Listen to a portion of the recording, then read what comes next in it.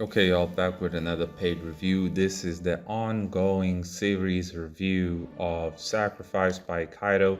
Y'all can go ahead and read his manga on his website, sacrifice.com. Link in the description box. So this is chapter 6.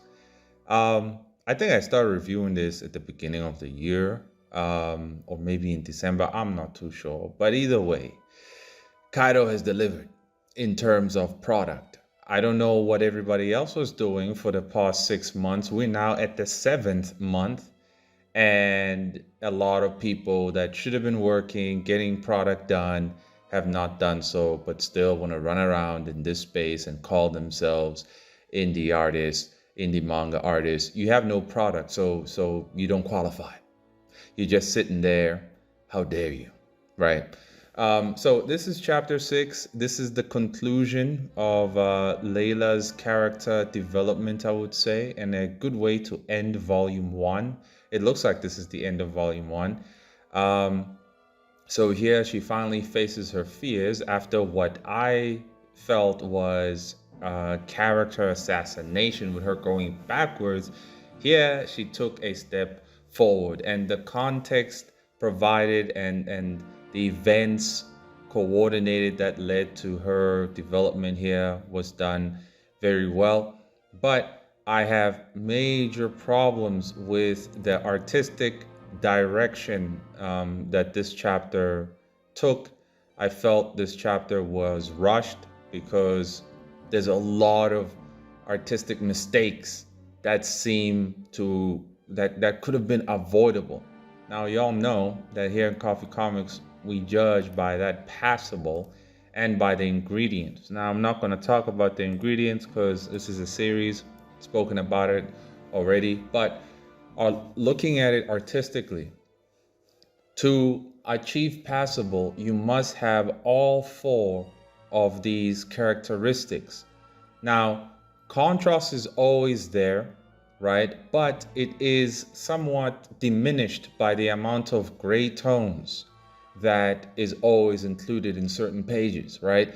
Most times there is no need to even put gray tones in there, right? So this chapter suffered a lot from rather bad composition and bad panel flow, right? The facial expressions were vivid, sure, but you will see some of the mistakes that were in there.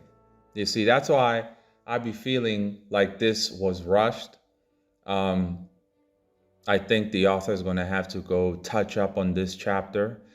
But anyways, let's get into it then. So this is the cover.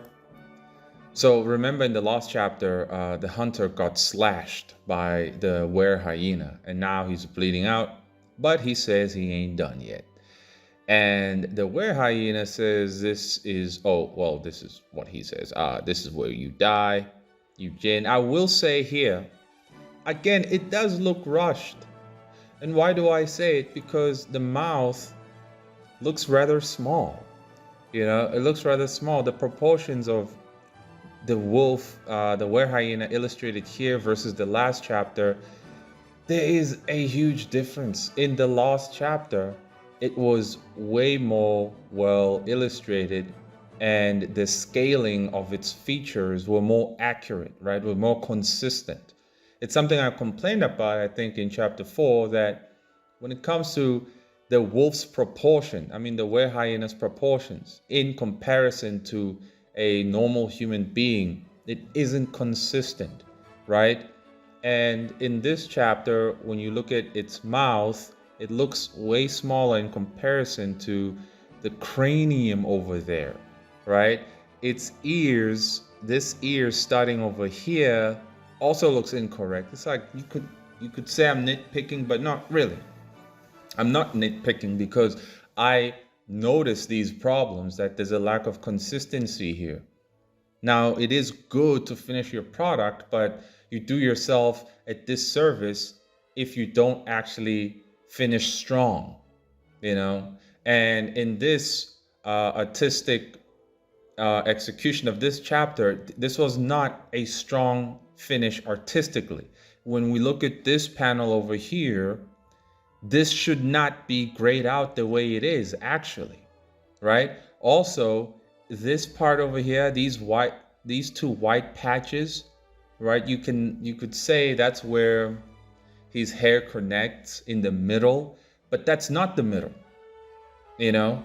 And fine, you could say in his hairstyle, it's supposed to be like that, fine, but it's not supposed to be executed like this using this gradient gray tone. That's not supposed to be.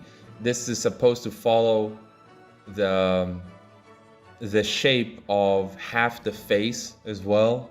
When you're going to when you're going to create like a shadow of half the face, it has to follow proper contour lines of the face. And here it doesn't, because it was supposed to be, it has to come all the way into this part, that part, and stretch all the way to the neck and down, but it doesn't follow those rules. So it ends up making the image flat. I'll give an example. Notice this is a page from chapter 23 for mine. See, if you look at the shadow, how I put the shadows here for Jacob, you see how it follows a certain shape, right? The human skull, you gotta know the shape of the human skull so that when you apply the shadows, it doesn't look flat, I mean, right? But this looks flat. So that's a problem. So then the wolf, man, I keep saying wolf, wolf, wolf. It's a were hyena. The were hyena then mocks him, basically, saying he can hardly stand, that the eye of Zarkar was wasted on him. So that is a hint of some lore that, oh, the eye of Zarkar, I wonder what that is. Continues to mock him, saying, I know what you're doing. You're trying to buy time for that girl. And keeps on mocking him, saying, another waste. That foolish girl is too afraid to even move. Look at her. What a stupid choice for you to make. Throwing away your life for a coward. Now, I was a bit disappointed by how generic this wolf starting to sound. I honestly thought, you know what, I'm just going to call it a wolf. I was disappointed by how generic it was, because I thought there was something more it wanted. I thought it was going to be an important figure. It is an important figure to the main character's development, sure. But in terms of the grand plot and what the wolf is doing and why it's doing it, it seems like it just is out there to kill and eat people just because that's what it does. So that to me was disappointing. I thought the wolf was more intelligent, that it was in servitude to a greater evil force, that it was trying to kill the hunter because it wants the Hunters Guild Association or whatever to be completely wiped out so that more wolves can come to the world and eat people because, I don't know, something deeper. But the way it was taunting him here, yeah, it just left me disappointed. It's saying, I will kill you, then that girl, her friend, and all the other hunters who come after me. That does not make for a compelling villain. The first villain you introduce in your arc has to be somewhat compelling. It has to challenge the worldview of the characters. You know, it challenges Layla's sense of safety, because she thought she was safe, but no, she's not. Cool. But it has to challenge a character's ideology, not just general safety, because all villains naturally challenge your safety. But what of your ideology? What of your current hopes and dreams at the time? The wolf does not bring about those challenges. You see, in my chapter of Bloody Hell, chapter 1, we see Jacob fighting to try and kill the vampire captain. Well, he barely manages to kill the vampire lieutenant, right? This challenges his strength and his belief that 200 years of training has made me strong enough to kill Dracula, but he couldn't even kill a lieutenant, you see? So that is, in a way, challenging his innermost core. 200 years of determined vigor and training and establishing a belief that I'm strong enough now, and this is how I'm going to go about it, and then suddenly a lieutenant beats you. So in this case, again, not enough challenging of a character's mindset. So here we see the hunter pulling out a feather from his cape. And I will say here, I struggled to see what it was. Then I realized that, oh, it's his glove. But I gotta say, again, this looks rushed, bro. This looks rushed. I don't believe there was any need to put any gray over here. There wasn't. And again, people who want to use that gray tone, it's always gotta be used in context, you know. Let me try to whip up an example. If I be using gray, see, look at the negative space I used here and look at the gray I used. You see how there's a balance, right? It's not overly grayed out, overly toned, and so on. There's a balance. There has to be a solid understanding of negative space. And I recommend that, well, if everybody has read Bleach, but honestly, read it again. Read it again for studying how to use negative space and when to use gray tones, screen tones. Because in this panel, there was no need for this. These speed lines in gray. For this panel, there was no need either. I would have increased the length of this panel going all the way up. But anyway, he pulls out the feather, says fly, activates what reminded me of Itachi Uchiha's crow jutsu. So he says, now fly, Simrof, bird of 1,000 ravens. Now, see, this page as well shows me that everything was rushed. Why? Because if you look at the pupils of Jasmine over here, one is black, the other is not. This shows me that this was done in a rush. It shows me that. So you're not doing justice for the consumer. Like, you got to finish strong. There has to be a gradual, obvious display of artistic evolution.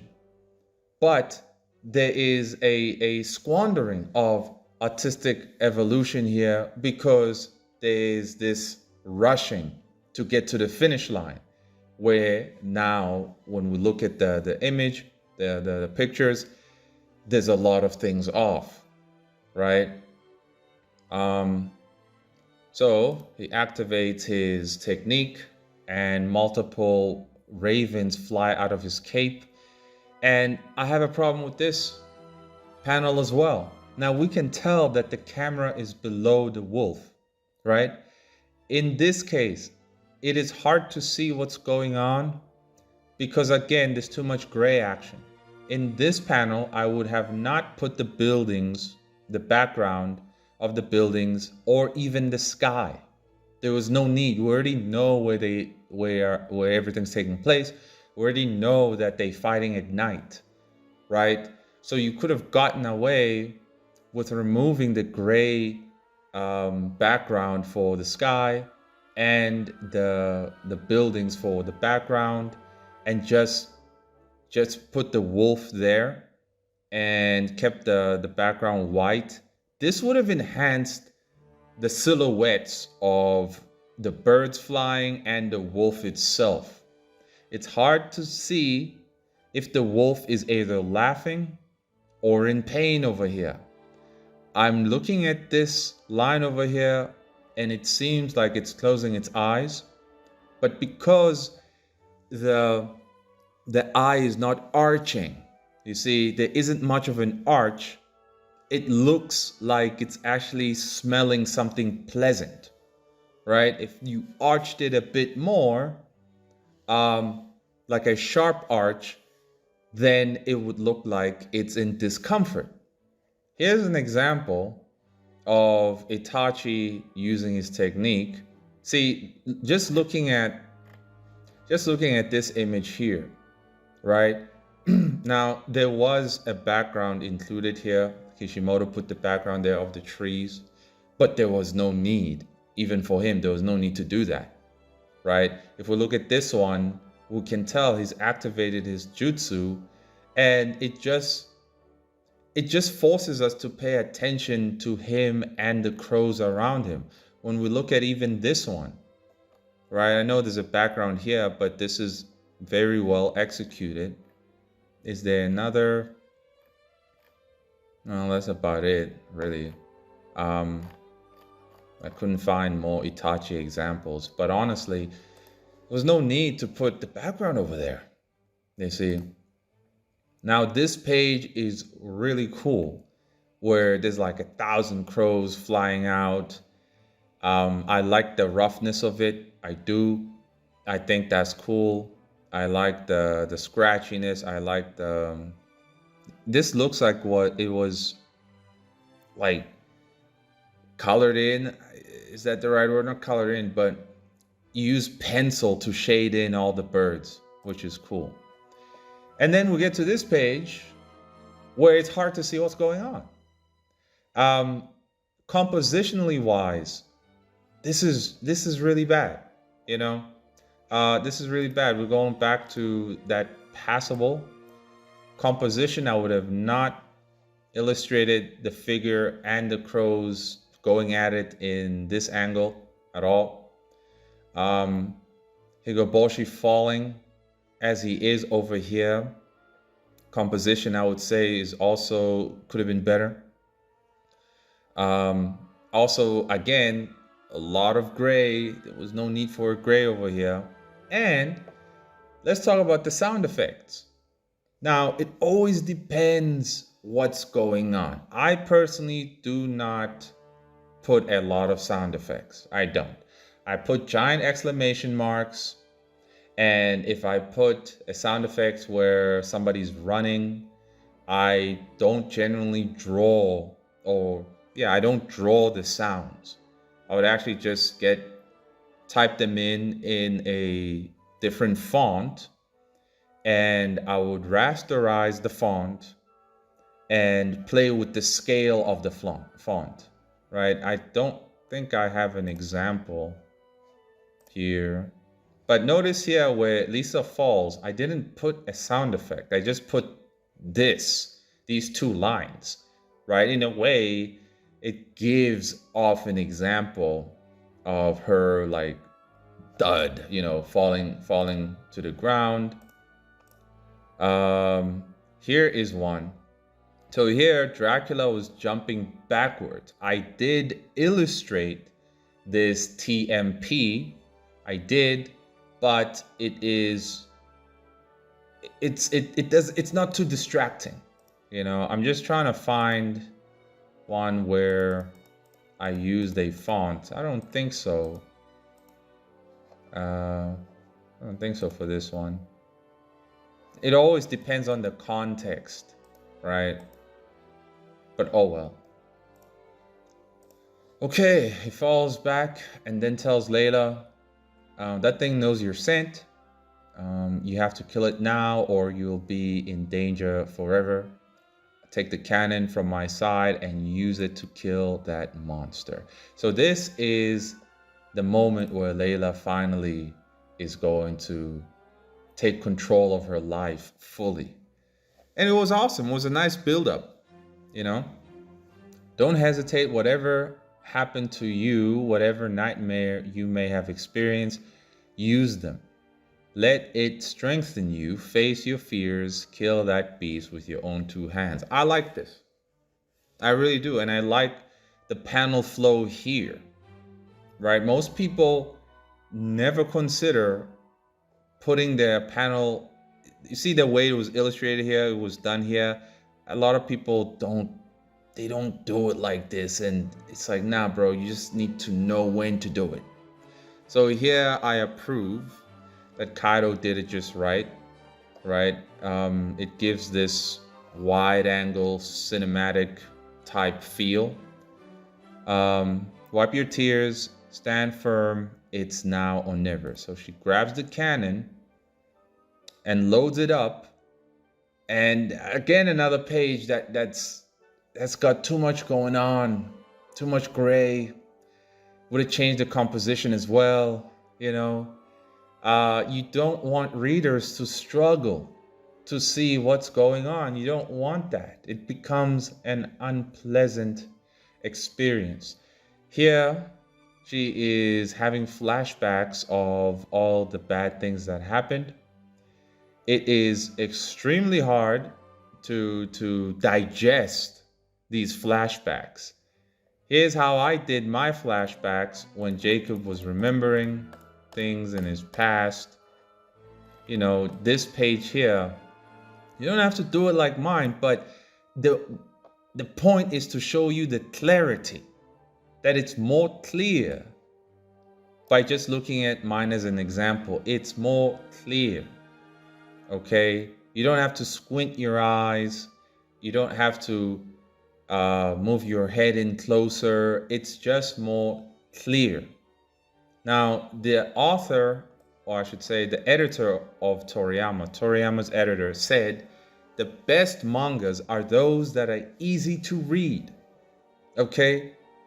And I'm writing notes in that manga book that I bought that we're going through on Coffee Ultimate on Patreon. I'm writing notes, right? I'm going to write a summary. If a manga is hard to read, you're going to lose like 90% of a possible audience. So she points and aims at the wolf and she says, I won't let my fears control me anymore. And the hunter says, pull the trigger, and he fires. And this is the best shot ever. This is the most impactful shot in the entire series thus far, because the events that led to this moment were so well coordinated that her finally pulling the trigger here and the expression on her face, even the way this was rendered out, it's perfect. It's as if she is expelling all her fears and all the roughness and trauma with that one blast. It's that much so impactful, because we have been seeing her struggle with a few things, with her fears and her flashbacks and her nightmares since the beginning till now. And with the pulling of this trigger, with this giant flash, all of that disappears along with the flash, along with the boom, you know. So this is the best page so far in the whole series, because it had a lot of emotional weight to it, right? The author was able to give us nice appetizers that led to this giant main course, which is this page. This is the ultimate character development moment, the transformative moment that now all the trauma is gone. And the wolf gets totally eviscerated and it is burning to a crisp.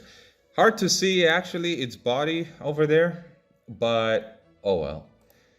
And we see it melting over there, falling apart. And these sound effects again, bro, like you're gonna have to chill with drawing them like this. This panel in itself looks absolutely rushed, but I really like the expression here.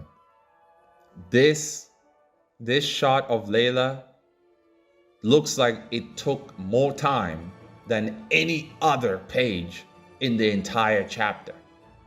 This is what happens when you take your time with it. Yes, we have to finish, right? But don't rush to finish. This is what passable's for, right? You maintain quality, but you're just smart about how much detail you put. So this right here is a great shot of Layla. And we are at the end of the page, end of the chapter. It didn't hit me at that time, but I had taken a soul. It feels like a lifetime ago. I was so naive to what cruelty this world still had to offer me. I wonder if you were still here. If you were still here, would things have turned out differently for me? Higaboshi. This is 3 months later. And I like the part where she admits that she was naive, that the world was still waiting to throw more terrors at her. Remember in Games of Thrones, the world is dark and filled with terrors? I think they said that. The world is cold and filled with terrors. I think it's the world is dark and filled with terrors. This is great because a lot of people be in La La Land, like, oh, everything's gonna be fine. I don't think so. So this is a great end to a volume 1, to be honest. If there's 2 more chapters to volume 1, okay, I just wonder what they're gonna look like.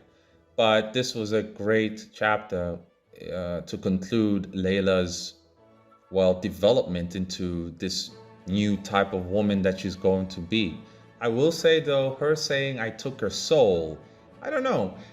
A talking wolf, I wouldn't feel guilty by killing a talking wolf, you know? So, I don't know. That's part of her naivety showing again. I don't know if you did that on purpose, bro. Not sure. But, oh well. In the end, despite all the artistic mistakes, I was very well fed here. And I will give this an 8 out of 10 in terms of narrative reading experience. Artistic reading experience, unfortunately, I will have to give it a 4 out of 10. There's so much that needs to be fixed over here. But narratively, character development wise, this is an 8 out of 10. Straight up 8 out of 10. So well done.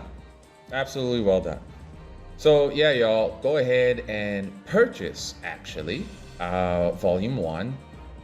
The link is in the description box. I just remembered that, wait, this is the volume. Y'all can go purchase it. I'm sure there's extra goodies up in there as well, like, you know, afterward and some extra wallpapers and stuff like that. So follow the link, make the purchase. And if you need your own review, it's $40 per chapter, okay? And a chapter is 15 to 25 pages. Until next time.